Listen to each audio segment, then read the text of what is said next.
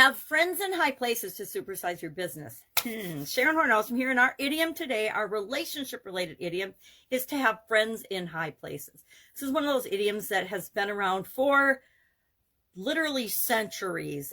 It first appeared in writing in the Roman de la Rosa or something by Chaucer in 1365. But it had been around a lot longer than before it appeared in writing, right? People have always looked for favor with powerful or influential people. It means individuals who can help someone by virtue of their power or their authority or their position. Either they might have social or political power. Nowadays, influencers, movie stars, famous people want to get close to. Different rock stars or leaders or gurus in the industries that you're involved in. People want to get close to them. So my question for you first and foremost is, how and who do you define as people in high places? I think it's a little bit different for each of us.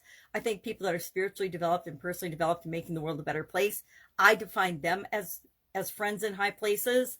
But just because we don't have friends in high places doesn't mean we can't grow and build and supersize our business, right?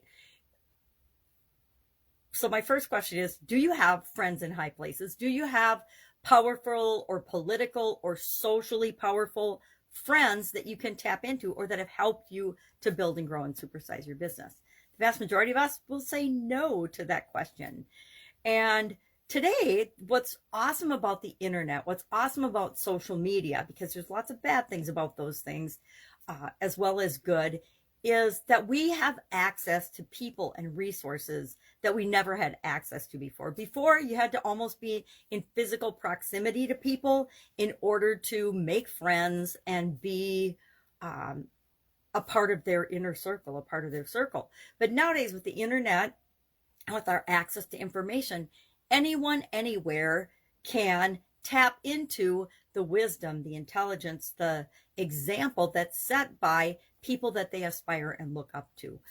You can go on the internet and Google almost anyone in any industry that you're interested in, or search out and find people that you should be following and modeling and interested in, depending on what your business products or services are, and learn from them.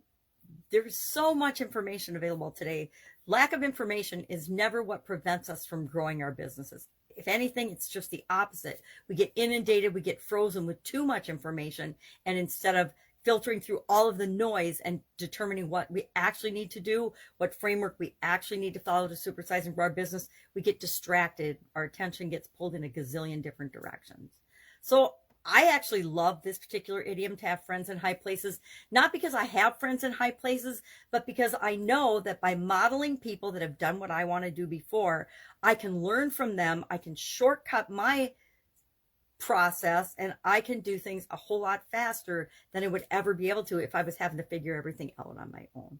So curious what this idiom and expression means to you. What and who would you consider a friend in a high place? I practice what's called, by Russell Brunson, the Dream 100, where we have the certain, we have 100 people that we want to be associated with and in contact with. There are dream clients, our dream customers, our dream mentors and coaches. I have a Dream 100 for people that I look up to and I want to learn from. I have a Dream 100 of people I want in my particular business or businesses. Each business has its own Dream 100. But the people that we want to bring into our company or do strategic partnerships with in order to grow and supersize. So I would love to know, who is the friend that you have that's in what you consider the highest place? I mean, maybe you know the president, maybe you know a ruler of another country, maybe you know the Queen of England, maybe you know a super famous celebrity or influencer that you are actually friends with. Now, I have met my share of famous people and people in high places, but I would not say that they're my friend, and they would certainly not say that I would be their friend. So remember, there's a difference between learning from and looking up to and being an acquaintance, even a social media acquaintance with people, than actually being friends with them. I count on two hands the amount of friends, the people in my inner circle that I keep close, that I would consider and call friends. But again, that's something we each get to define for ourselves. So that's our idiom for today, to have friends in high places.